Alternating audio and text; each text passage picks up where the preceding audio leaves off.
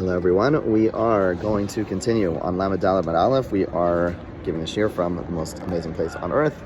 Here we are, Baruch Hashem. Baruch Hashem, it's wonderful to be here, have you all in mind, and let's learn some Torah. Okay, so let's review. Rav Yirmiyah was the one who held that if a person is able to theoretically move something from point A to point B, then it's treated like it's already at point B. And therefore, if you needed the Eruv to be in point B, and it's able to be moved on Shabbos from point A to point B, then it would be a valid Eruv. Okay, so with that in mind, the Gemara had some questions on Rav Yirmiyah. One other thing we want to keep in mind, and that is that when a person establishes the place for the Eruv, they get 4 amos around that space. Beyond that is beyond the space of the Eruv. Okay, so with that in mind, let's ask a question of Rav Yirmiyah from a brisa. Esvei, they asked from the following brisa: a person intends to establish Shabbos residence in a Rishus Harabim, ve'niach eruva b'kosel, and they place the Eruv 4 amos away on a wall. Okay, it looks like we have an incoming wedding. Love it. Okay. They placed it on a nearby wall, okay? So it's more than 4 amos away. If it's less than 10 tefachim, in which case it is close to the ground, eruvo eruv, then it's a valid eruv. Why? Rashi explains the person's able to take it from the wall, and they're in Rishus Harabim, walk a little bit less than 4 amos, stop, walk a little bit less than 4 amos, stop, until they get to the place where they were supposed to be, shoves, where they're supposed to rest, and therefore it is a good eruv. If it's above 10 tefachim, in eruvo eruv, it is not a good eruv because you'd have to take it from the private domain to the public domain, thereby violating a biblical violation of moving something from private domain to public domain. That would not be allowed. Okay. Niskavin, the brisa continues. Niskavin lishbos barosha shovach or barosha migdal. Person tends to establish Shabbos residence on top of a tall dovecote or a closet.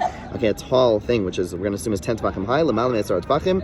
If the eruv was placed in the wall above 10 tefachim. So you have your dovecote, which is where you're going to be hanging out on top of this closet or dovecote, this tall closet-like thing, which that's your residence for Shabbos, and you have the eruv, which is also above 10 tefachim. So if the eruv is above 10 tefachim, eruv, it's a good eruv. Why? Because you're able to reach over, grab the food from your place, and they're both above 10 tefachim, and therefore they're both in the rishos hayachid, no problem. If it's less than 10 tefachim, in eruv, it would not be a good eruv. Why? Because if it's less than 10 tefachim, you have to take it from the rishos hayachid into the rishos Harabim, because you're taking it from below 10 tefachim, which is Rishus Harabim. Excuse me, did I say that? Yeah. You're taking it from below 10 tefachim, which is Rishus Harabim, and bringing it into the Rishus Hayachid, which is above 10 tefachim, which is where you're residing on Shabbos. Ask the Gemara, V'amai, according to Rav Yirmiyah, this should not be a problem. Why are you saying it's invalid? Hachinami, nema hoel v'yachal lintoso, v'lavilos chasara. At the end of the day, you could tilt the closet. Since you could tilt the closet and bring granted the closet right now is in Rishus Harabim, okay, but you could tilt the closet and bring it into the closet is in Rishus Hayachid, the top of the closet in Rishus Hayachid, and therefore you can't grab the eruv, which is within the Rishus Harabim. But if you tilt the closet, just like you tilted the basket according to Rav Yirmiyah, so you tilt the closet, and now your residence is now found in the Rishus Harabim itself. And therefore, that same principle, just like you were tilting the basket, and therefore that made that eruv a good eruv, so here too, you should tilt the place, the closet, and now it brings it into the Rishus Harabim, and therefore it should be a good eruv. So Rava says no. Amar Rav Yirmiyah would answer, Hacha b'migdal mistumar askinan, we're dealing with a closet that was nailed to the wall. It's true, he says, you're right. According to my principle, you would be able to, even if it's below 10 tefachim, it would be a good eruv. Why? Because even though the closet is above 10 tefachim, and that's your residence, and therefore to get the food, you'd have to take it from the public domain, i.e. under 10 tefachim, to the private domain, i.e. above 10 tefachim, but you'd be able, since you'd be able to move the closet, then that would be a good eruv, since if you move the closet, if you tilt the closet, your residence would now be found in the public domain, be under 10 tefachim.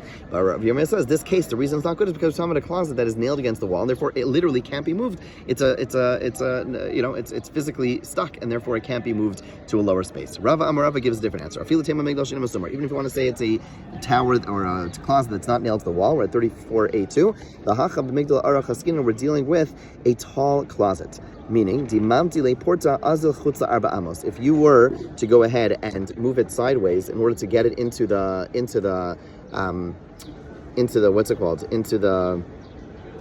if you were to go ahead and move it over to get it into the Rishus Harabim, it's now going to be 4 amos away from where the food is, and that's going to be a problem. Now, why is that a problem? We saw earlier, right? So again, you have a big closet. If I move it this way, it's going to be out of the 4 amos. Which 4 amos? From out of the 4 amos of the food, right? Because again, you have the closet and you have the food right next to it. So if I move the closet a little bit lower, a little bit this way to make it under the 10 tvachim, then since it's a big closet, we're assuming it's going to move beyond 4 amos away from the food, and that's going to be a problem. Why is that a problem? We saw earlier, Rashi, we saw that I could still move the food for a little bit less than 4 amos, stop, a little bit less than 4 amos, and stop. So why wouldn't that work over here? So the Maharam explains that the issue over here is that Rav Yirmiyah only said that that you're allowed to do that if there's like one thing going on. Either A, you're moving less than 4 amos at a time, B, alternatively, you have this idea that if theoretically something was moved, you could tilt the closet, tilt the basket, then it would be okay. But to do both, to say I'm going to go ahead and A, tilt the closet, and B, I'm going to go ahead and violate this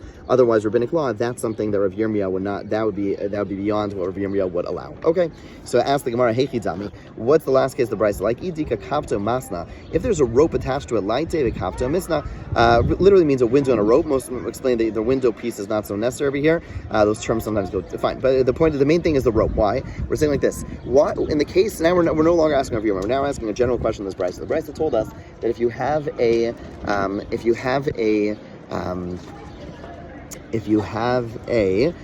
Eruv, which is you have your residence, which is above 10 tvachim, and then you have your Eruv below 10 tvachim.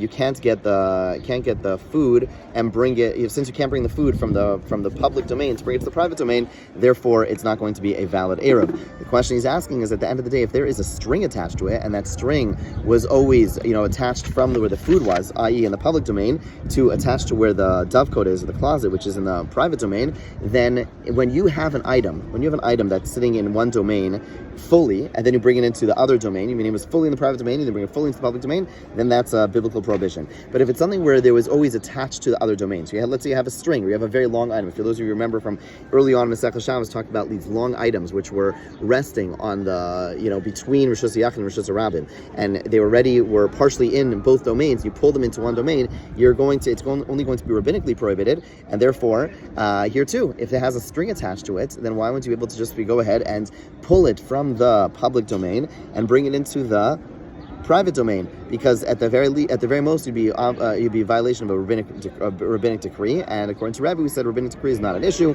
Gemara says very simple answer: there is no window, there is no rope, and that's why it is going to be invalid over here. Okay, last line of the Mishnah is going to be analyzed again. End of Lamed Daled Amud Aleph for 34a2. If person placed the erev in a pit even 100 amos deep, then it's a valid erev. Okay, a person places the erev in a pit even 100 amos deep, it's a valid erev. Ask the Gemara, hi bar. Where is this pit? If you want to say this pit is in the private domain, and a person wants to establish their Shabbos residence there, pshita, of course it's going to be good. Rishus Yachid ola l'rakia. Rishus Yachid goes all the way up. Right, we know we have this concept that Rishus Rabbim ends at 10 tvachim. Rishus Yachid goes all the way up to the sky. Just as Rishus Yachid goes up indefinitely, it also goes down indefinitely. And therefore, if you have food in this pit, that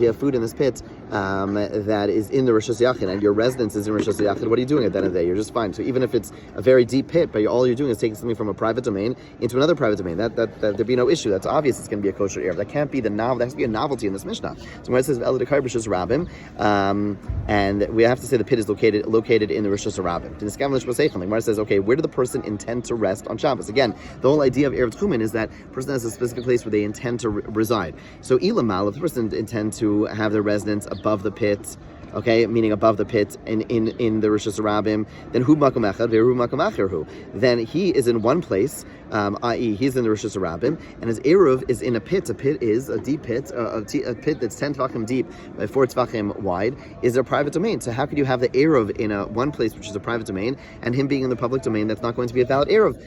So ilamata, and if you want to say they intended to establish a Shabbos residence below, meaning at the bottom of the pit where the eruv was, then pshita hu ve'eruv makom echad. Then again, it's obvious because that would be a case where he and his eruv are in one place. The Mishnah wouldn't want to tell us such a case. It's too obvious. So it says the Gemara, we're talking about a case where the pit is located in a Carmelis, and the person intends to establish a Shabbos residence above the pit in the Carmelis. Again, a Carmelis is a place which is forbidden rabbinically to carry, Rabbi.